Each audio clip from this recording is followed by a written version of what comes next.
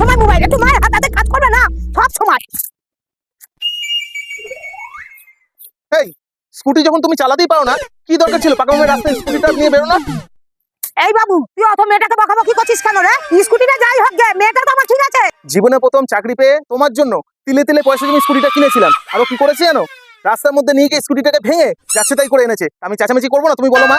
এই, ও আমার ঠিক আছে, আমি ভেবেছি চটটা নিয়েছে। বাংলা দিকে না বিরে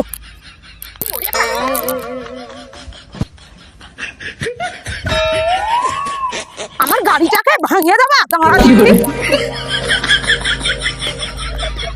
কেলো করেছে, লাঠি সোটা নিয়ে মা তো তাড়া করলো বউকে।